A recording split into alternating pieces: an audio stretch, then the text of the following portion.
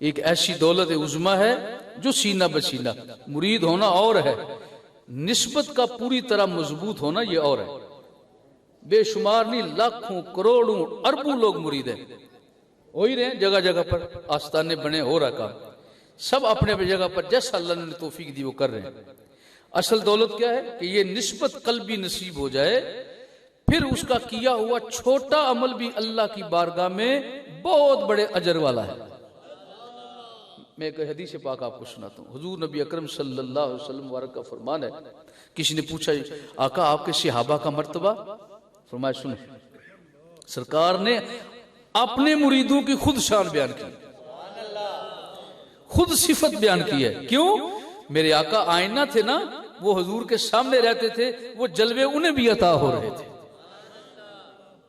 तो अर्ज की आका कुछ इरशाद फरमाया, तो मेरे आका ने इरशाद फरमाया, फरमाया मेरे सहाबा और उनके बाद वाले जो लोग हैं उनकी मिसाल ऐसे है कि अगर मेरा एक सहाबी एक मुट्ठी जो, या आज के दौर में गंदम कनक कितनी, एक मुट्ठी सिर्फ, इसकी कितनी मिकदार हो, कितने की मिल जाएगी गंदम एक मुट्ठी?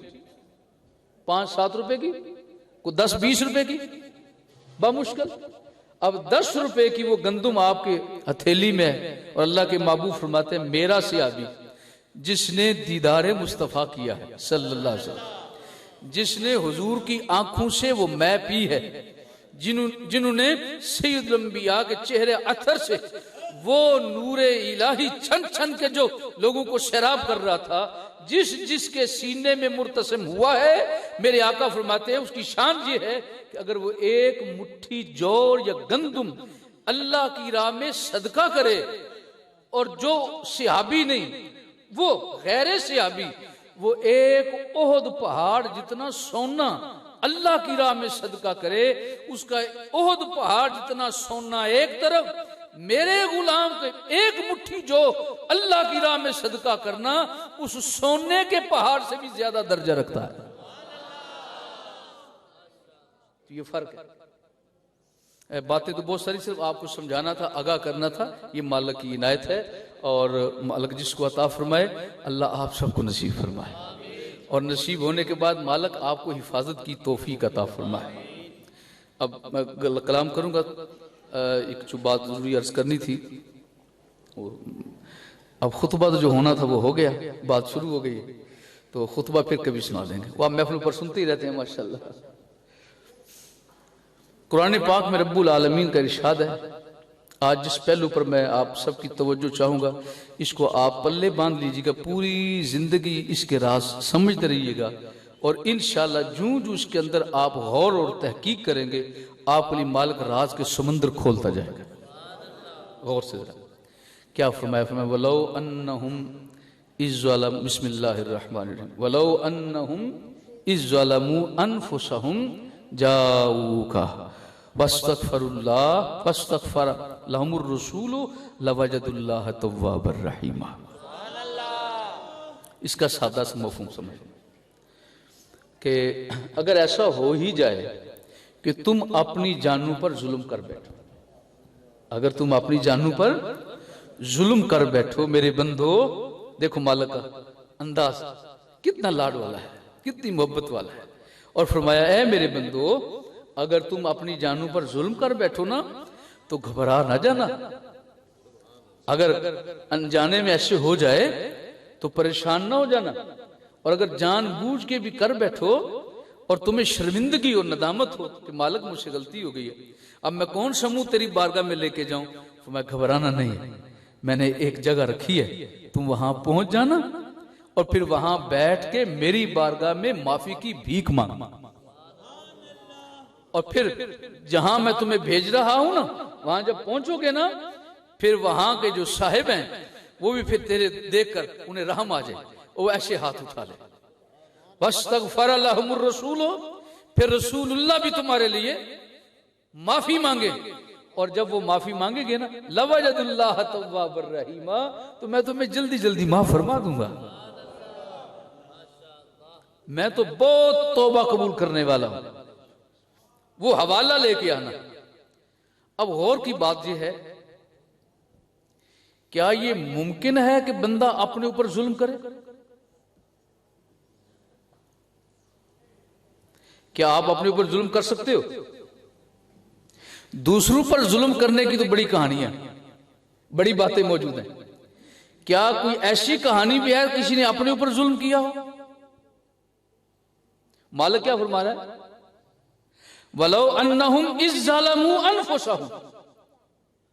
ये जो मैं बात अर्ज कर रहा हूं, इसको जरा तवज्जो सुनिएगा, क्योंकि इस मौजू पर जो मैं अर्ज कर रहा हूं शायद आपने पहले इस पर तवज्जो ना फरमाई हो। आज जरा गौर कीजिए। वलो अन्नहुम इज़ ज़लमू अनफुसहुम, कि जब वो जुल्म कर बैठे अपनी जानों पर, अपने आप पर। अब गौर करें, को अपने आप पर जुल्म करता है? अच्छा, मैं थोड़ा कोशिश करता हूं आसान कर दूं। अगर आपके हाथ में तेज चाकू हो तो आप अपनी उंगलियां काटोगे ना जी? कि सुन के सहम गए आप? क्या आप अपनी उंगलियां काटोगे अपने हाथ से? चलो जुबान काट दोगे ना?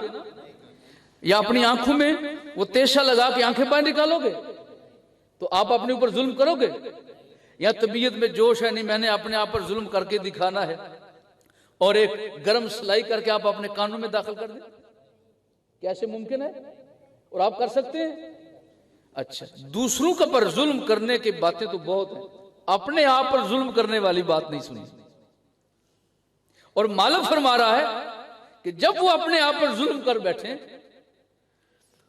तो वो क्या करें? मेरे महबूब, वो तेरी बारगाह में आ जाए, वो तेरे दरवाजे पर आ जाए, वो तेरी दहलीज पर आ जाए, वो तेरे आस्ताने पर आ जाए, वो तेरी धरती पर आ जाए, वो तेरे शहरे मदीने तैयबा में आ जाए।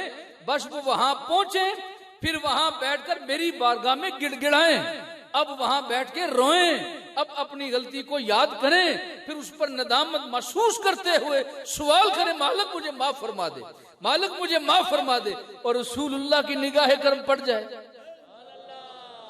काफी देर से बैठा हुआ है, आस्ताने पर बैठा है, अल्लाह से माफी की भीख मांग रहा है, उस मौला से माफी की भीख मांग रहा है, और ये रास्ता मैंने ही सिखाया है, मैंने ही बताया है, और मालिक ने भी फरमाया है वअम्मस्साइला फला तनहर।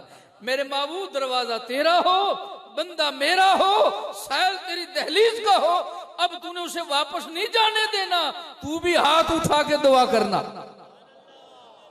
बस इधर तेरी दुआ होगी, उधर मेरी रहमत क्षमा छम बरसना शुरू हो जाए। अब गौर करना है, जुल्म कैसे करेगा? हम दूसरे को मारते हैं, बातें करते हैं, जुल्म होता है, महसूस होता है। भारत में हो रहा है ना जुल्म मुसलमानों पर, कश्मीर में हो रहा है ना, फलस्तीन में हो रहा है ना। हम मुसलमानों की बड़ी आजमाइशें की जा रही हैं, हर रोज इम्तिहान लिया जाता है, हमारी मोहब्बत, हमारे ईमान, हमारे इश्क का बार बार इम्तिहान लिया जाता है। कभी यूरोप की जगह से कोई बदबख्त उठता है, कभी भारत की धरती से, कभी बर्मा में, कभी फलस्तीन में, कभी शाम के अंदर, कभी अफगानिस्तान में चालें चली जाती हैं ताकि मुसलमानों के अंदर फूट पैदा की जाए।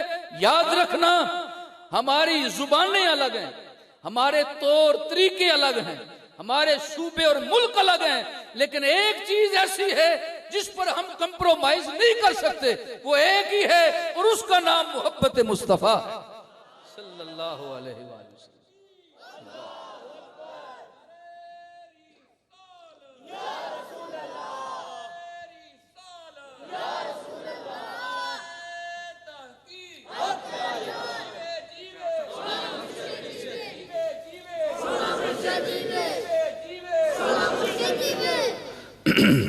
जुल्म कहते किसे, पहले ये समझ लें, फिर आपको अंदाजा होगा कौन कौन जुल्म करता है।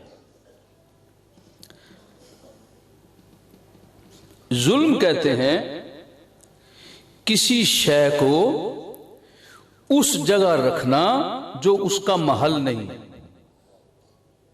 जो उसकी जगह नहीं है। किसी शय को उस जगह रखना जो उसके लिए लायक नहीं है। तो जगह की इस तब्दीली को जो उसके लायक नहीं है, इसका नाम जुल्म है। ये एक तारीफ है। एक तारीफ क्या है? वज़्उ शैइन फी महल गैरिही, जो उसका महल है, जगह है, उस जगह पर वो शय को न रखें, किसी दूसरी जगह पर रखे, इसको कहते हैं जुल्म करना। बात समझ आ गई? अच्छा मैं आसान करता हूं। देखिए आपके सरों पर कितने लोग बैठे हैं जिनके सरों पर टोपियां नहीं है?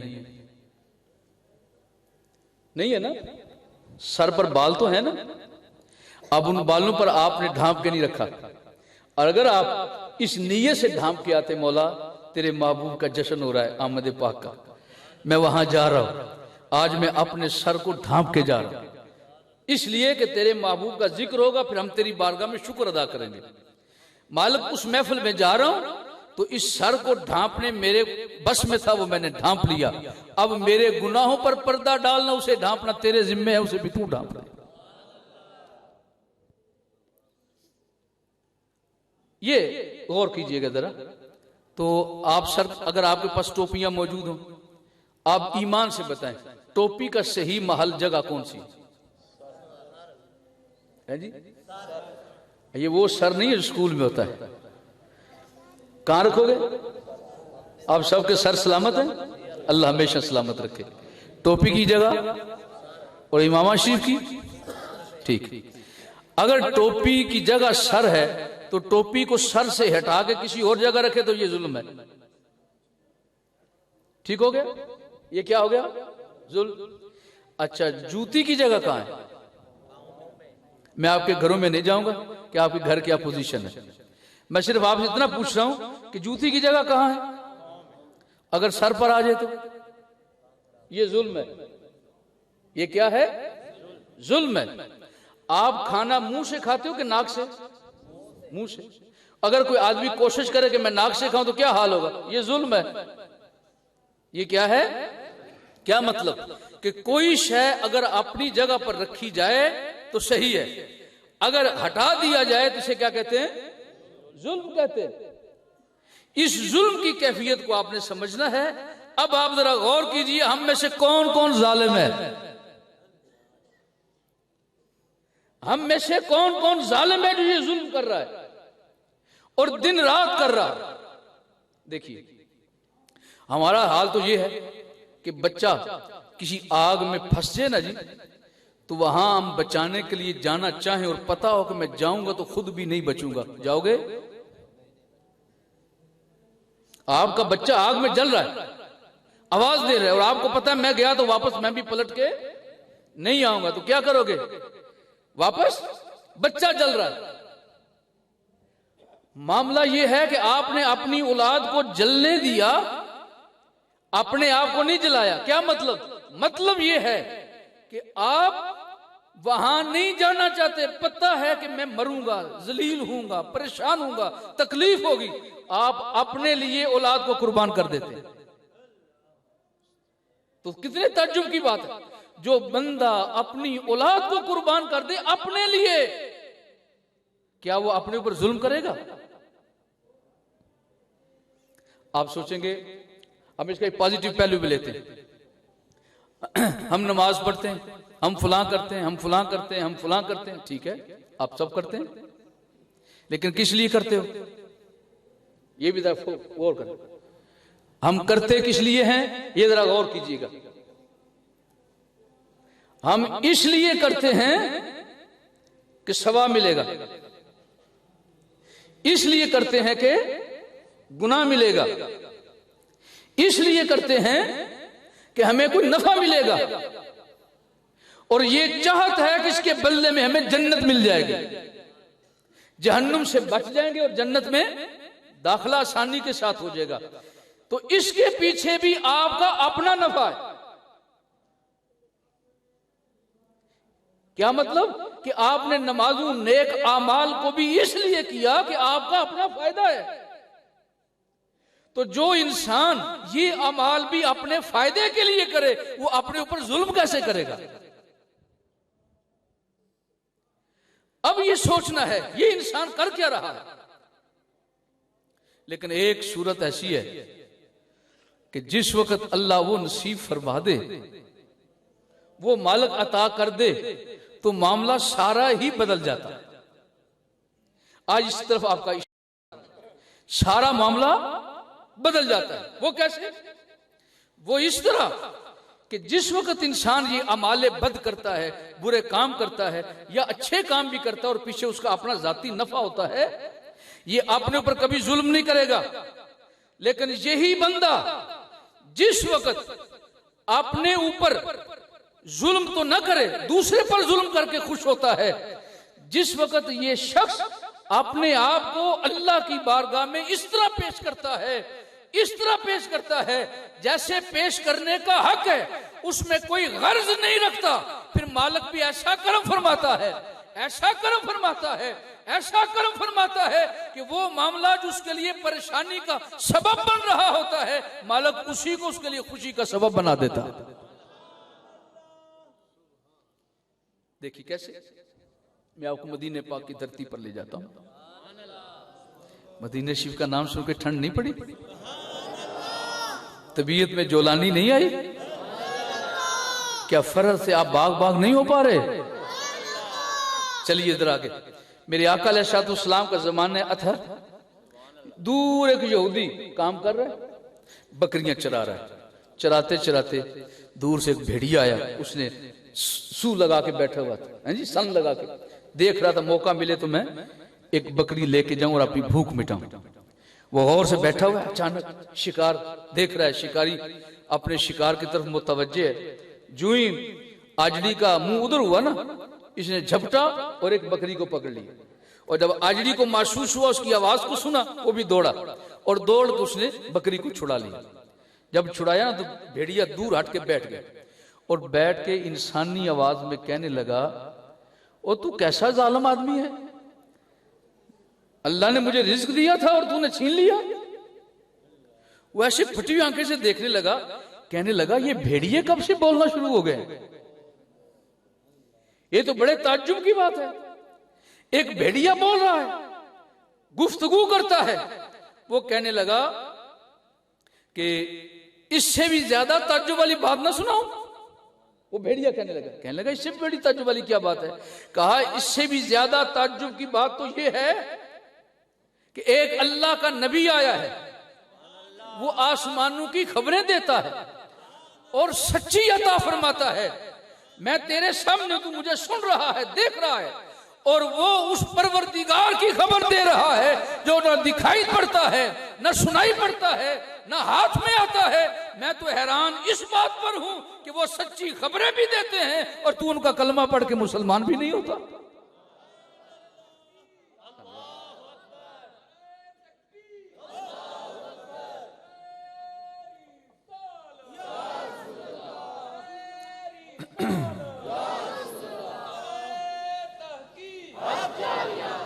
अल्लाह अकबर।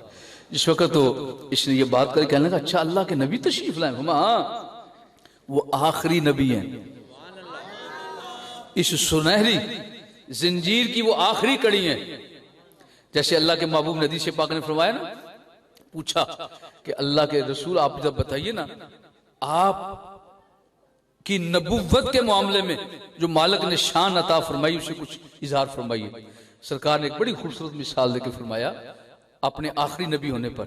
फरमाया अगर एक बहुत अजीम कारीगर एक बहुत बड़ा वो एक खूबसूरत महल बनाए, सोने का बनाए या बहुत खूबसूरत महल बनाए और उसमें एक ईंट रह जाए, तो देखने वाले कहते हैं बस एक ईंट की कमी रह गई है, बाकी महल तो बड़ा खूबसूरत बना है। एक ईंट की कमी रह गई है, बाकी महल तो बड़ा सोना बना है, बड़ा सुथरा है, बड़ा उजला है, बड़ा चमकदार है, बड़ा पुरकशिश है। हजूर ने फरमाया बस एक ईंट की जरूरत थी, अल्लाह ने मुझे भेज के उस नबूवत वाले महल को मुकम्मल फरमा दिया, उस नबूवत वाले महल को मुकम्मल फरमा दिया। अब इसने कहा अच्छा तो मैं तो घबराऊंगा, ये मुमकिन नहीं है कि मैं इन जानवरों को छोड़कर चला जाऊं। कहने लगा तुझे डर किस बात का है? कहा मुझे तेरे ही तो डर है, मुझे तेरा ही तो। और याद रखिए भेड़िया ऐसा दरिंदा है, बाकी दरिंदों में से अक्सर दरिंदे पहले अपने शिकार को मारते हैं, मारने के बाद फिर खाते हैं, और ये भेड़िया ऐसा दरिंदा है ये शिकार को मरने से पहले नोचना शुरू कर देता है। जीते जागते खाता है, इसके अंदर इतनी ये दरिंदगी है, छोड़ता नहीं किसी को। अब जरा उसका हाल देखिए, जवाब क्या देता है। कहने लगा तू घबरा नहीं, तू सुकून से रहमतुल लिल आलमीन की जियारत कर, तेरे आने तक तेरी बकरियों की राखी मैं करूंगा, तेरी बकरियों की राखी मैं करूंगा, तेरी बकरियों की हिफाजत मैं करूंगा, तेरे बकरियों की रखवाली मैं करूंगा। वो कहने लगा तू भेड़िया ही है ना? कहने लगा हाँ मैं भेड़िया ही हूं, तू जा घबरा नहीं, मैं अपनी आदत बदल सकता हूं कि दरमियान में हवाला रसूलुल्लाह का आ गया सल्लल्लाहु अलैहि वसल्लम। कहने लगा चलो ठीक है, उठा, इरादा करके हुजूर की बारगाह में हाजिर हो गया। जब सरकार की बारगाह में हाजिर हुआ, मेरे आका मुस्कुरा के देख रहे हैं, पता तो सारा ही था ना, मालूम तो मेरे आका को एक एक बात का था। आए हो जी कलमा पढ़ने के लिए, अच्छा अब बात चूंकि लंबी हो जाएगी, मैं इसको यहीं क्लोज करता हूँ। तो मेरे आका ने कलमा पढ़ाया, मुसलमान हुआ, मुसलमान होके इजाजत ली, इजाजत लेके वापस आया, वापस आके देखा तो बकरियों में से एक बकरी की भी कमी नहीं थी, सारी बकरियां सुकून से चल रही थी और भेड़िया उनकी राखी कर रहा था। जब वो वापस पलट के आया, कहने लगा अजीब बात है कि तू यहां खड़े होके इनकी राखी कर रहा है, फिर उसने अपनी मर्जी से दिया। कहा ये लो, ये तेरा इनाम है कि इस इनाम के बदले मुझे कई गुना बड़ा इनाम मिल गया, जाओ। खुश होके दिया, वापस चला गया। मैं यहां आपको रोकूंगा, पूछूंगा हमला भेड़िए ने किया था ना जी? अगर आप सारे सुन रहे हैं तो हमला भेड़िए ने किया था, शिकार को पकड़ लिया था, फिर इसने आजड़ी ने छड़वाया था, फिर लेके पास रखा। अच्छा, ये उस वक्त तक भेड़िया उसके जानवरों को खाने के लिए तैयार है, शिकार बनाने के लिए तैयार है। कब तक? जब तक उस आजड़ी की तवज्जो अपने नफे की तरफ है। ये इस गौर कीजिएगा जरा, जिस वक्त तक उस आजड़ी को अपने नफे की फिक्र है कि अगर ये भेड़िया यहां रहा, इसे खा जाएगा, मुझे नुकसान होगा, उस वक्त तक भेड़िए ने शिकार किया, बकरी को पकड़ा, लेके चला गया, फिर ये छीन के उससे ले आया। और जब वापस आया, पहले भेड़िए ने कुछ नहीं कहा, बाद में बोला कि मैं तो मुताज्जिब हूं कि तू उस नबी का कलमा नहीं पढ़ता जो गैब की खबरें देने वाला है, जो अर्श के पार बातें करने वाला है। तो जिस वक्त उसने सुना, सुनने के बाद ये कहा हाँ हाँ अब बात ठीक है, मैं जाता हूं, मैं भी कलमा पढ़ के आता हूं। क्या हुआ? अपने नफे से तवज्जो हटी, अपने नफे से, जहरी नफे से तवज्जो हटी और तवज्जो पहले रसूलुल्लाह की तरफ गई, फिर रसूलुल्लाह ने तवज्जो अल्लाह की तरफ करवा दी। वो हुजूर को फकत बशर समझ के नहीं गया, अल्लाह का नबी समझ के गया, अल्लाह का रसूल समझ के गया। और जब वहां पर पहुंचा, सारे मामला किए, सरकार के दर्शन कर करके अपनी आंखों को ठंडा किया, सरकार से ईमान का खजाना लेके वापस पलटा। जब वापस आया, आके वही नजारा देखा। अब वो हैरान है कि वाह भाई वाह भेड़िया, मैंने जिंदगी में पहला भेड़िया ऐसा देखा है जो बकरियों की राखी कर रहा है, पहला भेड़िया ऐसा देखा है जो मेरे अज्जड़ का मुहाफिज बन के यहाँ खड़ा है, मैं यहाँ नहीं, वो मेरी जगह को पुर कर रहा है। तो वो क्या कह रहा है? अपने अमल से जवाब दे रहा है, जब तक तुझे अपने नफे की फिक्र थी उस वक्त तक मैं भी तेरा दुश्मन था, जब तुझे तवज्जो उधर होगी मैं भी तेरा यार और सज्जन बन गया। तो जो चीज जहां की हो वहीं रखो तो सही है, नहीं रखोगे तो जुल्म है, नहीं रखोगे तो जुल्म है। लेकिन ये कब बदलता है? उस वक्त बदलता है जब तुम्हारी तवज्जो अल्लाह उसके रसूल की तरफ हो जाती है। अच्छा, अब क्या किया? जब आपकी तवज्जो उधर हो गई, फिर आपको क्या मिलना शुरू हुआ वो मैं तो कुछ बयान नहीं कर पाऊंगा, वो तो अल्लाह बेहतर जानता है। लेकिन एक दो बात आपसे पूछूंगा, बताइए आप जन्नत में जाएंगे? जी जन्नत में जाओगे, घर भी जाओगे। अच्छा, आपको तो पूरा यकीन है कि घर भी जाना है और जन्नत में भी जाना है। आपको ये यकीन क्यों है? आपको ये यकीन क्यों है? आपने मार्की को देखा? इस मार्की को नहीं देखा तो बैठे किधर हो? बैठे तो मार्की में ही हो ना। देखा है ना इसको कि बिन देखे आ गए, आंखें बंद करके दाखिला हुआ है। और अगर आंखें बंद करके दाखिला होता तो सिक्योरिटी वाले आपको अंदर ना आने देते। मास्क किसके लिए है? ये मास्क किससे लिए हैं? सिक्योरिटी वालों से लिए। तो आंखें बंद थी या खुली थी? खुली आंखों से देखा तो आपको यकीन हुआ कि मेरे पास मास्क है, मैंने अपने मुंह पर चढ़ाना है। तो आप बिन देखे यकीन, बिन देखे यकीन। आपने जन्नत को देखा है? को हाथ खड़ा करे, मैंने जन्नत को देखा। शामीर की बात कर जी, ये ना देखा जन्नत को। दोज़ख को देखा है? नहीं देखा। तो यकीन क्यों करते हो? बिन देखे यकीन करते हो। वजह सबब क्या है? आप सबका एक ही भैया का जवाब होगा, हमने खुद तो नहीं देखा लेकिन उसने देखा है। देखने के बाद जो कभी झूठ नहीं बोलता, उसकी आंखों पर हमें यकीन है। यही जवाब अल्लामा इकबाल ने इंग्लैंड की धरती पर फलसफी लोगों के सवाल करने पर जवाब में जो खत लिखा था, पूछा, ऐ इकबाल तू तो फलसफी है और फलसफा पढ़ने पढ़ाने वाला उस बात को कबूल नहीं करता जो उसके अकल में ना आए, शऊर में ना आए, वो बिल्कुल कबूल नहीं करता। तो तू कहता है जन्नत है, तू कहता है दोज़ख है, तू कहता है अल्लाह भी है जिसने पैदा किया है। तेरे पास इस पर दलील क्या है? क्या तूने देखा? क्या तूने पकड़ा? क्या तूने महसूस किया? क्या तूने सुनाई दिया? क्या तुमने चखा? क्या तुमने सूंघा? अल्लामा इकबाल का एक ही जवाब था, ना मैंने देखा, ना मैंने सूंघा, ना मैंने चखा, ना मैंने पकड़ा। कहा यकीन क्यों करते हो? कहा मैंने उस पर यकीन किया है जिस पर यकीन आपने नहीं बेगाने भी पूरा करते, जिसे अल्लाह ने सादिकुल अमीन बना के भेजा है, जिसे अल्लाह ने सच्चा बना के भेजा है, आखिरी नबी बना के भेजा है और सारी इंसानियत के लिए रहनुमा बना के भेजा। हम भी इसी पर यकीन करते हैं कि रसूलुल्लाह सल्लल्लाहु अलैहि वसल्लम ने हम पर अल्लाह के हुक्म से ये करम नवाजी फरमाई है। आप मेहरबानी फरमाते फरमाते ऐसे होगा, ऐसे होगा, ऐसे होगा। जब तुम्हारी आंख बंद होगी ना, और हम भी कहते हैं जी या रसूलल्लाह ऐसे ही होगा, ऐसे ही होगा, ऐसे ही होगा। क्यों? मानने वालों का अंदाज यही होता है। अगर ये अंदाज देखना तो फिर सहाबा किराम से देखो जिनने हुजूर की तरबियत हासिल की है। जब सरकार कुछ बात पूछते ना, पता भी होता तो कुछ नहीं बोलते थे। क्या कहते थे? वल्लाहु आलम व रसूल।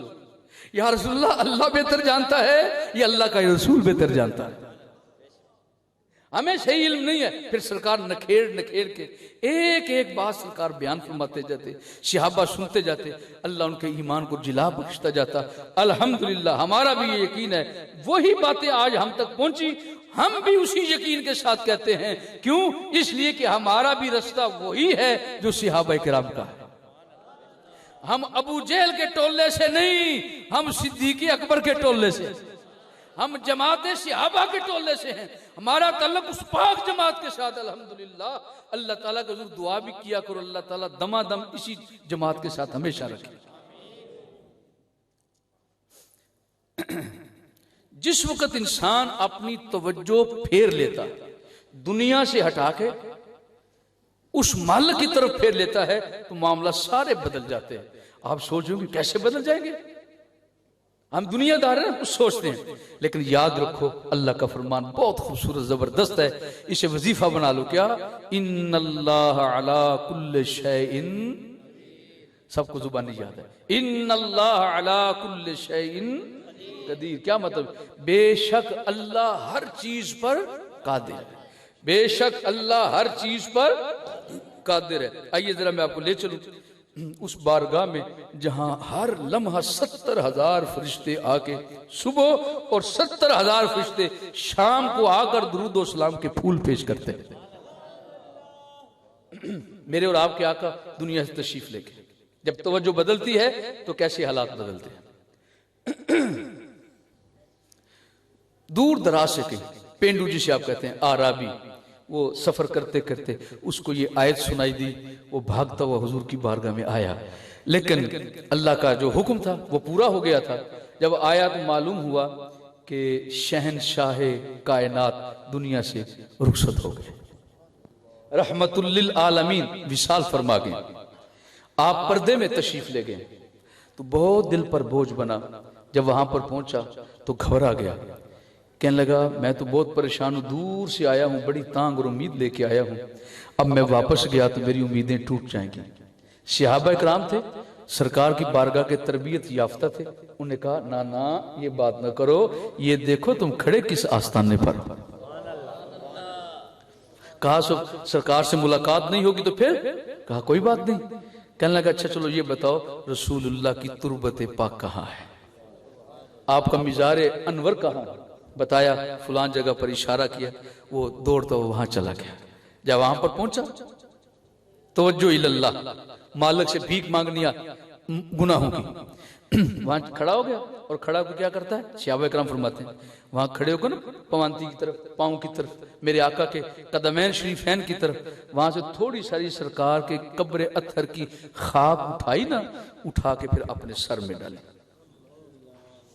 सर में डाल के अब हुजूर की तरफ मुतवज्जो करता है, या रसूल अल्लाह दूर से धक्के खा के आया हूं, मैंने ये आयत सुनी है, लवलौ अन्नहुम इज़्ज़लमू अनफुसहुम जाऊका, आका बड़ा जुल्म किया अपने ऊपर, नमाज नहीं पढ़ी। क्यों? देखो जब अजान होती है, अब अजान के लिए क्या करना चाहिए? अजान सुनने के बाद मुसलमान का महल क्या होना चाहिए? जगह कौन सी होनी चाहिए? मुसल्ला के बिस्तर, ऊंची बोलो जरा, मुसल्ला के बिस्तर, वुजू के बिस्तर। मालूम हुआ जब अजान हो जाए तो फिर हुक्म क्या है, क्या करो? जगह बदलो। अब उठो और क्या करो? जगह बदलो। कौन सी जगह? कहा अब बिस्तर जगह नहीं है, अब मुसल्ला जगह है। और अगर आप उस वक्त मुसल्ला पर जाने की बजाय बिस्तर पर ही लेटे लें, जुल्म हुआ कि नहीं जी? जुल्म हुआ कि नहीं? तो ये हमारा जुल्म हम अपने आप कर रहे हैं। नंबर 2, अल्लाह ने क्या हुक्म दिया है? हलाल खाओ, हराम न खाओ। हुक्म आ गया ना मालिक का, हलाल खाओ, हराम न खाओ, सूद न खाओ। ये बुरे बुरे कारोबार करके लोगों को किस्तों पर चीजें दे दे को अपनी तरफ राग़ब करके ये काम मत करो, वो काम करो जो अल्लाह का हुक्म है। जब मालिक का हुक्म आ जाए तो बंदे को क्या करना चाहिए? इनकार या इकरार? इनकार या उस पर अमल। तो जिस वक्त अल्लाह का हुक्म आ जाए तो इकरार के साथ अमल करे, छोड़े नहीं। और अगर सुनने के बाद अमल ना करे, जगह बदल दी, जगह को तब्दील कर दिया ना। जो जगह हलाल की है उसे रखो हलाल की जगह पर, जो हराम की जगह है उसे हराम पर रखो। जब ये जगह बदलोगे तो तुम जुल्म कर रहे हो। अगर हराम खाते हो तो ये जुल्म कोई दूसरा नहीं कर रहा, ये तुम अपने ऊपर खुद जुल्म कर रहे हो। ये तुम खुद जुल्म करते हो अपने ऊपर। हर एक का अपना अपना हक है। अगर आप उस हक को उसी हक में रखोगे तो आप सही चल रहे हो। जो ही आप हक बदलोगे, जगह बदलोगे, तो तुम जालिम हो जाओगे। और अजीब बात है कि जो इंसान अपने ऊपर जुल्म करना नहीं चाहता फिर भी अपने ऊपर जुल्म कर रहा है। अच्छा, जिस वक्त वो हाजिर हो गया, हाजिर होकर जब खाक सर पर डाली, सहाबा इकराम कहते हैं रो के हुजूर की तरफ मुतवज्जो होकर कहता है, आका अगर यहां से खाली गया ना फिर मुझे पूरी कायनात में कहीं से खैर नहीं मिलेगी। और मैंने ये आयत सुनी है और मुझे मालूम हुआ है कि अगर बंदा अपने ऊपर जुल्म कर ले तो फिर रसूलुल्लाह की बारगाह में आ जाए, फिर वहां आके अल्लाह से माफी, माफ तो अल्लाह नहीं करना है, माफ किसने करना है? अल्लाह। फिर वो आके सवाल करे, फिर सवाल करते करते रो पड़े, रोते रोते पूरी तरह मुतवज्जे हो जाए। जब मुतवज्जे हो जाए फिर रसूलुल्लाह भी उस पर रहम फरमाए, फिर मेरे आका की नजरे करम उस पर उठ जाए, मेरे आका मेहरबानी उस पर फरमा दे। ये काफी देर से बैठा है, कभी इधर बैठता है, कभी इधर बैठता है, कभी उधर बैठता है, और बार बार यही सदा देता है, अल्लाह मुझे माफ कर दे, ऐ अल्लाह मुझे माफ कर दे। और उस जगह पर बैठा हूं जिस जगह पर तूने जाने का हुक्म दिया है, मेरे मालिक मुझ पर रहम फरमा दे। फिर मेरे आका ऐसी अपनी निगाहों को उठा के देख लें, मेरा ये उम्मती भीख मांग रहा है, मेरा ये उम्मती कुछ सवाल कर रहा है, और अल्लाह का हुक्म है वम्मा साइला वला तनहर। अच्छा तू भी हाथ उठाए रख, अब देख यदुल्लाह वाले हाथ भी उठ रहे हैं। मेरे आका जब हाथ उठा कर करते, मौला बंदा तेरा है, उम्मती मेरा है, आस्ताना मेरा है, सवाली मेरे दरवाजे का है, भेजा भी तू नहीं है, अब करम भी तू ही फरमाने वाला है। और जो ही मेरे आका की दुआ होती है उधर से बख्शिश का सर्टिफिकेट मिल जाता है। सहाबा किराम कहते ऐसे वो भी गुफ्तगू कर रहा था, लज्जाजत कर रहा था, मन्नत समाजत कर रहा था, अपनी तरफ से इनकिसारी और आजी कर रहा था। करते करते जिस वक्त वो अजीब कैफियत में पहुंचा, वालेहाना अंदाज में, तो अचानक पूरी रसूलुल्लाह की कब्र अथर में हरकत आ गई। सरकार की तुरबत पाक मुतहर्रिक हो गई, और जो ही मुतहर्रिक हुई अंदर से आवाज आती है, गौफिरा लक, ए आने वाले मुबारक हो, अल्लाह ने तेरे गुनाहों को माफ फरमा दिया।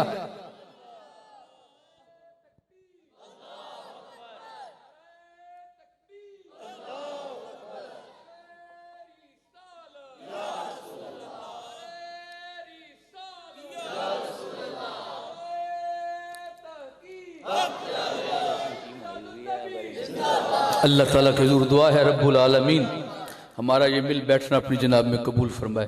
क्योंकि वक्त का तंग दामान है, वो बार बार झटक रहा है, तो मैं चाहता हूँ मामला आसान तरीके से चलते रहें। गुफ्तगू का सिलसिला तो फिर ख़त्म नहीं होता, लेकिन आज एक बात आपने समझ लेनी है कि जो जिस शय की जगह है उसको जी वहीं पर रखना क्या है, ये अल्लाह का हुक्म है, इसी का नाम हक का रास्ता है। और अगर आप महल बदल देंगे, जगह बदलेंगे, तो आप क्या कर रहे हैं अपने ऊपर, और अगर कर बैठो तो फिर घबराना नहीं, शर्मिंदा जरूर होना, नदाम जरूर करना, एहसास दिल में जरूर पैदा हो, लेकिन दौड़ के रसूलुल्लाह की तरफ मुतवज्जी हो जाना। हाँ, एक आपका सवाल है जो अब मैं जवाब नहीं दे पाऊंगा। सवाल आपका क्या है? अल्लाह का हुक्म ये है वहां वो जाए जिसके पास ताकत है। तो क्या आप सबके पास 2-2, 3-3 लाख है जाने के लिए? और फिर कितनी दफा जुल्म करते हो दिन में? वहां तो वीजा लेना ही मुश्किल हो जाएगा, तो अब क्या करें, उधर पहुंचना कैसे मुमकिन होगा? चलें, इसका जवाब फिर मैं किसी महफिल में अर्ज कर दूंगा। आप अभी सवाल को ज़हन में रखें। अल्लाह ताला हम सबको हक का रास्ता नसीब फरमाए। उमा अलैया इल्लल बलागुल मुबीन। और ये साथी माशाल्लाह आज आपका ये प्रोग्राम इतने खूबसूरत अंदाज में जो सजाया बिठाया, एक बड़े नज़्म ज़ब्त के साथ मैं मुबारकबाद पेश करता हूँ इस पूरी टीम पर, जिन्होंने माशाल्लाह दिन रात कोशिश करके इतना खूबसूरत माहौल बनाने की कोशिश की है। अल्लाह इनको तौफीक बख्शी। हमारे अजीज साथी लंगर की कमेटी वाले जनाब माशाल्लाह कदीर साहब पन्नू अटारी से, और उनके साथ साथी वहीद साहब वो घनसिया से, और इस्तिकबालिया पर जिन्होंने आपको आते ही अलैक्सला की है, मोहब्बत के साथ जो मिले हैं मुस्कुराते हुए। इस टीम में उस्मान अजीज साहब हैं और हाफिज उस्मान साहब हैं, और स्टेज के लिए जिन्होंने अपनी ड्यूटी पूरी की है, कोशिश की है, मास्टर मोहम्मद इजाज साहब और साकिब साहब करतारपुरा से तशरीफ लाए, और जो इसे ऑर्गेनाइज कर रहे थे उनमें बिलाल साहब और ओवैस घनसिया से, और जो रेस्क्यू आपकी हिफाजत के लिए कोशिश कर रहे थे उनमें हमारे अजीज साथी बुरहान और बिलाल साहब हैं। और माशाल्लाह आपकी जो कुरानंदाजी का जो सिलसिला है उसके लिए जो पर्चियाँ आपके लिख लिख के डाल रहे थे कि कौन कौन आज इस महफिल में इनाम लेके जाएंगे, वो हमारे अजीज साथी रिजवान हबीब साहब हैं।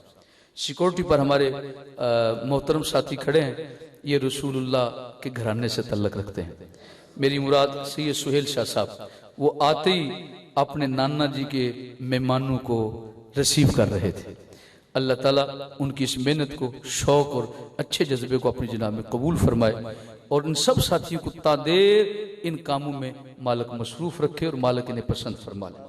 और मीडिया के लिए आपका यहाँ बैठे हुए हैं, इस वक्त आपको पाकिस्तान में बाहर कई जगहों पर दिखाया जा रहा है, पूरी महफिल पाक को लाइव दिखाया जा रहा है। उसको जो मेंटेन कर रहे थे हमारे अजीज साथी हरिया से तशरीफ लाए हैं मोहम्मद इकराम गोंदल साहब। अल्लाह ताला आप सारी साथियों की टीम को बहुत बहुत मुबारक है कि इतना खूबसूरत अंदाज में आपने इसको संभाला, कोशिश की है। मेरे दिल की अथाह गहराइयों से आपके लिए दुआ भी है, अल्लाह ताला आपको वो नेमत नसीब फरमाए जिस नेमत के लिए आपका मेरे साथ एक ताल्लुक बना है। और मेरी दुआ है आप लोगों के लिए बिलखुसूस मालिक आपको भी अंबिया इकराम की बारगाह की रसाई नसीब फरमाए। इस महफल का अपने लिए तोहफा है। लंगर शिव का एहतमाम है, अभी इंशाअल्लाह आप सारे हज़रात जिक्र में मसरूफ़ होंगे, दुरूद व सलाम पढ़ा जाएगा और फिर उसके दौरान आपकी खिदमत में लंगर पेश कर दिया जाएगा। भगदड़ मचाने की ज़रूरत नहीं, जितने साथी आए हो कोई साथी खाली नहीं जाएगा इंशाअल्लाह, ठीक है। रूहानी रिज़्क भी मिल रहा है और साथ साथ जिस्मानी रिज़्क भी मिलेगा और आप पूरे नज़्म व ज़ब्त का मुज़ाहरा कीजिएगा, कोई साथी खाली नहीं रहेगा। अब आप सारे साथी थोड़ी देर के लिए जिक्र और अज़कार में मशगूल होंगे। हाँ, पर्ची भी, हाँ बिस्मिल्लाह बेटा लीजिए, आगे सब पेश करते हैं। ये कितने हैं? आप सारे हज़रात जिक्र कर लो ऊंची आवाज़ से, अल्लाह अल्लाह अल्लाह अल्लाह।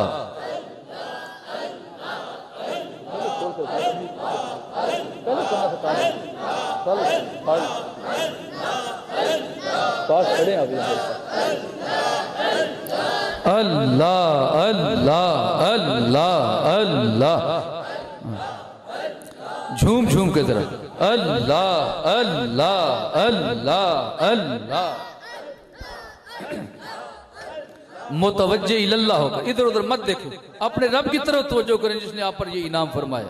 अल्लाह अल्लाह अल्लाह अल्लाह अल्लाह अल्लाह अल्लाह अल्लाह अल्लाह अल्लाह अल्लाह अल्लाह अल्लाह अल्लाह।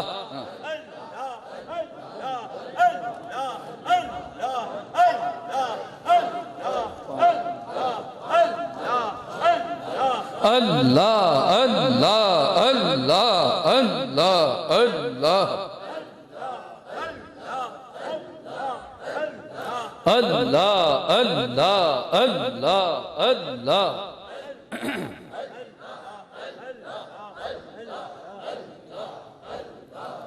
माशाल्लाह, ये पहला नाम आया है मोहम्मद रफीक, बेलोलपुर से। बेलोलपुर से आए, आके तशरीफ लें। अगर आवाज़ सुन रहे हैं, अगर करीब है तो हाथ खड़ा कर दें ताकि मालूम हो जाए कि आप यहाँ पर मौजूद हैं। आ जाए। सुभान अल्लाह अल्लाह अल्लाह अल्लाह।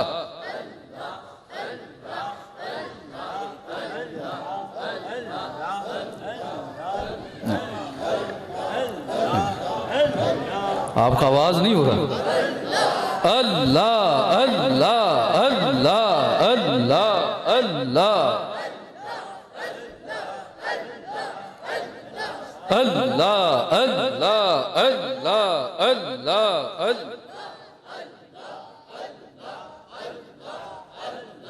अल्लाह अल्लाह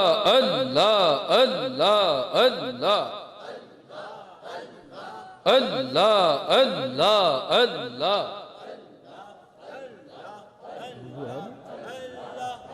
मुबारक अल्लाह ताला अमल और पढ़ने की तौफीक अता फरमाए। माशाअल्लाह माशाअल्लाह। अल्लाह अल्लाह अल्लाह।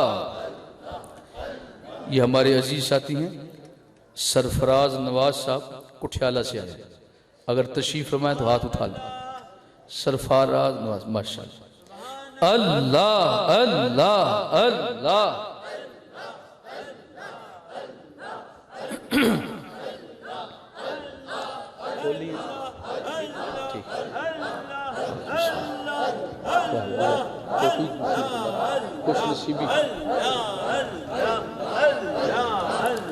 साहबजादा रहीकुर रहमान हाशमी साहब, माशाअल्लाह क्या बात है, ठीक है।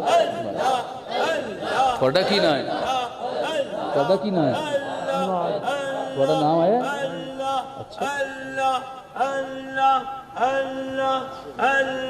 अच्छा, चलो बिस्मिल्लाह फिर जो अल्लाह दा हुक्म।